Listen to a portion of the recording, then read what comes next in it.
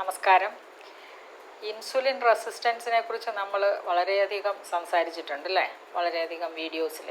Insulin resistance എന്താണെന്ന് നിങ്ങൾക്കിപ്പോൾ ഒരു നല്ല ഐഡിയ കാണും. നമ്മൾ കഴിക്കുന്ന ഭക്ഷണത്തിൽ അടങ്ങിയിരിക്കുന്ന അന്നജപ്രധാനമായ ഭക്ഷണ സാധനങ്ങളാണ് കൂടുതലായിട്ട് ഇൻസുലിൻ നമ്മുടെ പാൻക്രിയാസിൽ നിന്ന് പുറപ്പെടുവിക്കാൻ സഹായിക്കുന്നത് എന്നിരിക്കെ, എത്ര ഇൻസുലിൻ റെസിസ്റ്റൻസ് കുറയ്ക്കുന്നോ അത്രയും നമ്മൾ ഹെൽത്തിയാണ്.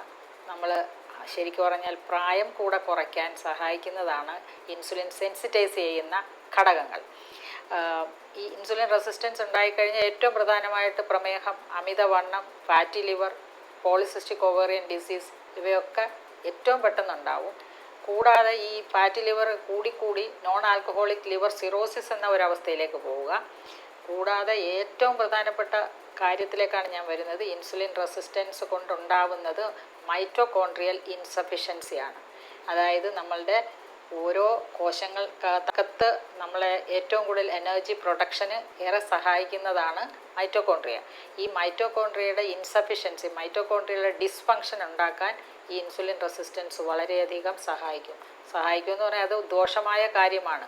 ഈ മൈറ്റോകോൺട്രിയൽ ഡിസ്ഫങ്ഷനാണ് ഈവൻ ക്യാൻസർ വരാനുള്ള കാരണം വരെ. അപ്പം അതുകൊണ്ട് നമ്മൾ മൈറ്റോകോൺട്രിയൽ ഇൻസഫിഷ്യൻസി എങ്ങനെ മാറ്റാം എന്നുള്ളതാണ് ഇന്നത്തെ വിഷയം. എങ്ങനെ നമുക്ക് മാറ്റാൻ പറ്റും? അതിന് ഏറ്റവും പറ്റിയത് omega-3 ഫാറ്റി ആസിഡ്സ് ആണ്. മൈറ്റോകോൺട്രിയലിൻ്റെ ഫങ്ഷനിങ് എബിലിറ്റി കൂട്ടാൻ omega-3 ഫാറ്റി ആസിഡ്സിന് കഴിവുണ്ട് എന്നുള്ളതാണ് പുതിയ പഠനങ്ങൾ തെളിയിക്കുന്നത്. അപ്പോൾ അതിൻ്റെ പശ്ചാത്തലത്തിലാണ് നമ്മളുടെ ഇന്നത്തെ ഈ ഒരു ഫിഷ് റെസിപ്പിയാണ്. omega-3യുടെ കലവറയാണ് മീൻ. അത് സംശയമില്ലാത്ത കാര്യമാണ്. അപ്പം omega-3 ഉള്ള മറ്റുള്ള ഒത്തിരി കാര്യങ്ങൾ നമ്മുടെ ഭക്ഷണ സാധനങ്ങൾക്കകത്ത് അടങ്ങിയിട്ടുണ്ട്. omega-3യുടെ സോയാബീൻ നേരത്തെ പറഞ്ഞില്ലേ, ബദാമുണ്ട്, വാൽനട്ട്സ് ഉണ്ട്, പിന്നെ ചിയാ സീഡുണ്ട്, അപ്പോൾ അങ്ങനെ ഫ്ലാക്സ് സീഡുണ്ട്. ഇവയൊക്കെ തന്നെയും കൂടുതലായിട്ട് omega-3 കിട്ടുന്നതാണ്. എങ്കിൽ കൂടിയും ഫിഷിൽ ഏറ്റവും കൂടുതലുള്ളത് അതിൽ ചൂര, മത്തി, അയല, കീരിച്ചാള, കൊഴിയാള വർഗ്ഗങ്ങൾക്കകത്താണ് ഏറ്റവും കൂടുതലുള്ളത്. സാൽമൺ, നമുക്ക് പിന്നെ സാൽമൺ ഇവിടെ അധികം അവൈലബിൾ അല്ല. അപ്പോൾ അതുകൊണ്ട് ഇന്ന് നമുക്ക് ചൂര വെച്ചിട്ടുള്ള ഒരു നല്ല റെസിപ്പിയാണിത്. വളരെ വെറൈറ്റി റെസിപ്പിയാണ് ഇത്. എല്ലാവർക്കും തയ്യാറാക്കി കഴിക്കാവുന്നതാണ്. ഇത് നോൺ വെജിറ്റേറിയൻസിന്. അപ്പം വെജിറ്റേറിയൻസ് വിഷമിക്കേണ്ട, ഇതിൻ്റെ വെജിറ്റേറിയൻ വേർഷൻ വരുന്നുണ്ട്, ടെൻഷൻ ആവണ്ട.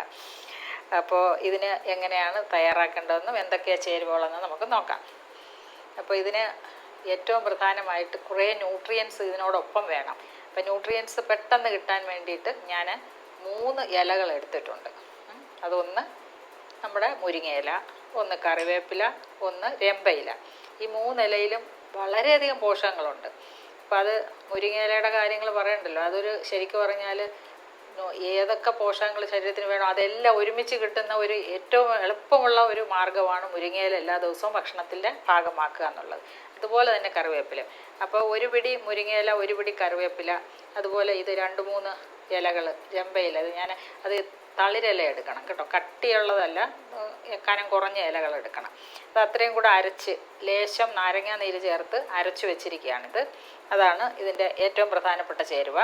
പിന്നെ തക്കാളി ചാറുണ്ട്, ഇഞ്ചി വെളുത്തുള്ളി പേസ്റ്റ്, കുരുമുളക് പൊടി, അതുപോലെ പെരിഞ്ജീരകപ്പൊടി, ഉപ്പ്, പിന്നെ നമ്മുടെ വെർജിൻ കോക്കനട്ട് ഓയിൽ.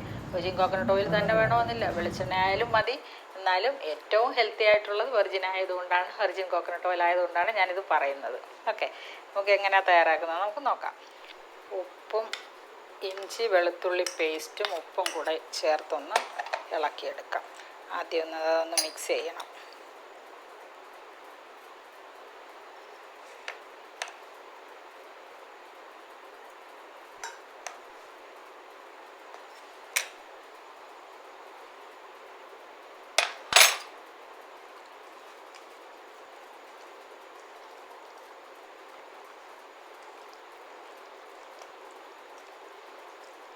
കുറച്ച് നേരത്തെ ഇങ്ങനെ പേസ്റ്റ് ആക്കി വയ്ക്കുന്നത് നല്ലതായിരിക്കും. കുരുമുളക് പൊടി ചേർക്കാം.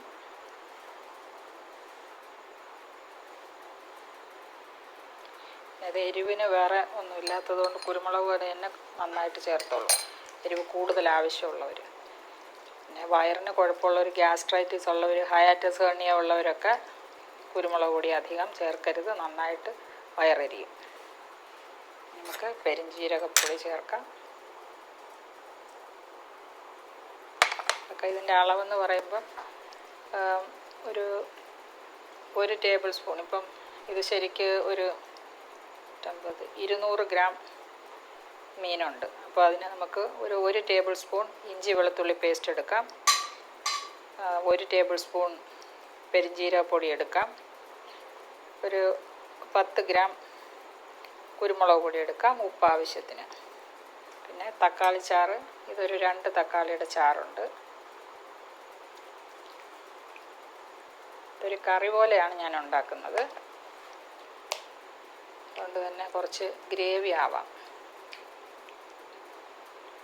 പിന്നെ ഈ ഇലകൾ 3 ഇലകളും കൂടെ, കറിവേപ്പില, മുരിങ്ങയില,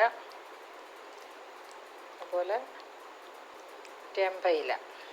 ചെമ്പയില മാർക്കറ്റിൽ അവൈലബിൾ ആണ്.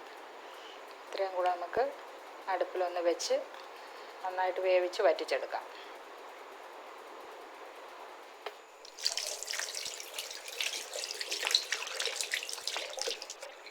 വെർജിൻ ഓയിൽ കുറച്ച് ഒഴിക്കാം. ആദ്യം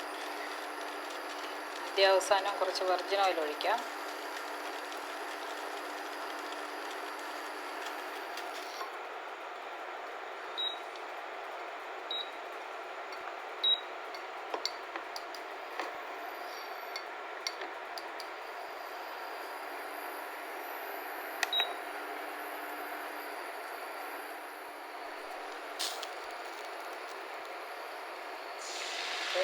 പാത്രത്തിലൊക്കെ മാറ്റാം.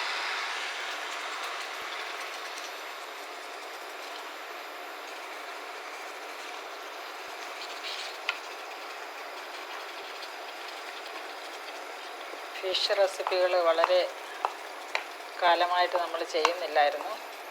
എന്തായാലും എല്ലാവർക്കും സന്തോഷമായി കാണുമെന്ന് വിശ്വസിക്കുന്നു. നോൺ വെജിറ്റേറിയൻസിന് മീൻ താല്പര്യമുള്ളവർക്കൊക്കെ.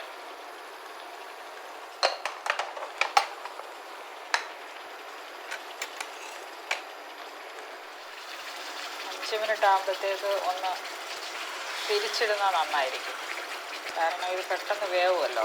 മീനിന് ഒരു മാക്സിമം 5 to 8 മിനിറ്റ്സേ വേവ് സമയമുള്ളൂ. അപ്പോൾ നിങ്ങൾക്ക് ഒന്ന് തിരിച്ചിടുന്നത് നല്ലതായിരിക്കും.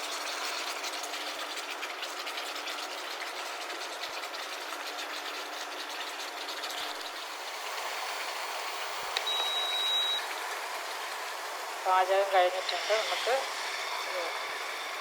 സെർവിങ് ഡിഷിലേക്ക് മാറ്റാം.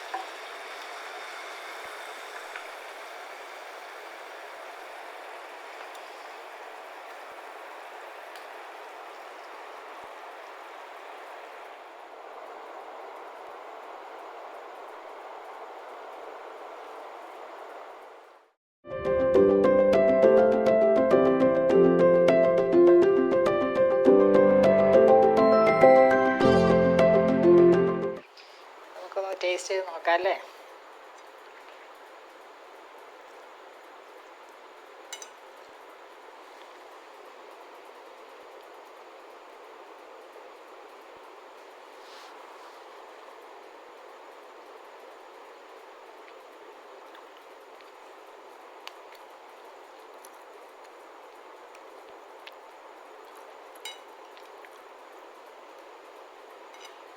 സൂപ്പർ ടേസ്റ്റാണ് കേട്ടോ.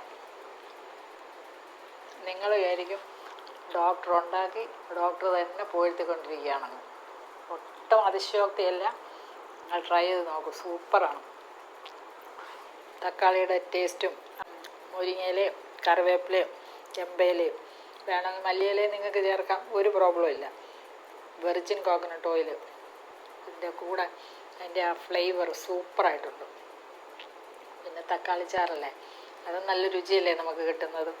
പോഷകങ്ങളോടൊപ്പം ഔഷധ ഗുണവും എല്ലാം യോജിച്ച് രുചിയും ഒപ്പത്തിനൊപ്പം നിൽക്കുന്ന ഒരു എക്സലൻറ്റ് റെസിപ്പിയാണിത്. ഈ ഒമേഗ 3 ഫാറ്റി ആസിഡ് കിട്ടാൻ ഇതിൻ്റെ അപ്പുറത്ത് വേറൊരു റെസിപ്പി ഇല്ല എന്ന് തന്നെ ഞാൻ പറയും, 100%. കാരണം ഇത് അബ്സോർബ് ചെയ്യാൻ ആവശ്യമായ എല്ലാ ന്യൂട്രിയൻസും അടങ്ങിയതാണ് ഈ ഒരു റെസിപ്പി. മാത്രമല്ല, നിങ്ങൾ ഒരു കാര്യം മനസ്സിലാക്കണം, ഈ ഒമേഗ 3 അടങ്ങിയ ഏത് ഭക്ഷണവും ഫ്രൈ ചെയ്ത് കഴിഞ്ഞാൽ, ഏത് ഭക്ഷണം എന്ന് പറയാൻ പ്രധാനമായിട്ട് നമ്മൾ മീൻ ഇതൊക്കെ, അതുപോലെ തന്നെ നട്ട്സ് ആണെങ്കിൽ കൂടി ഫ്രൈ ചെയ്ത് കഴിക്കുമ്പം, അതിൻ്റെ റോസ്റ്റ് ചെയ്ത് കഴിക്കുമ്പം അതിൻ്റെ പോഷക ഗുണം എല്ലാം നഷ്ടപ്പെടും, ഒമേഗ 3 ഒക്കെ നഷ്ടപ്പെടും. അതുകൊണ്ട് എപ്പോഴും കറി വെച്ച് തന്നെ കഴിക്കണമെന്നുള്ളത് നിങ്ങൾ ഓർക്കുക. അപ്പം അതുകൊണ്ടാണ് ഞാൻ ഇങ്ങനെ ഒരു കറി ഉണ്ടാക്കിയത്. ഇത് നിങ്ങൾ തയ്യാറാക്കി കഴിച്ചിട്ട് ഫീഡ്ബാക്ക് അറിയിക്കണം, അത്യാവശ്യം എനിക്കറിയണം. നമുക്ക് വീണ്ടും മറ്റൊരു വീഡിയോ കാണാം.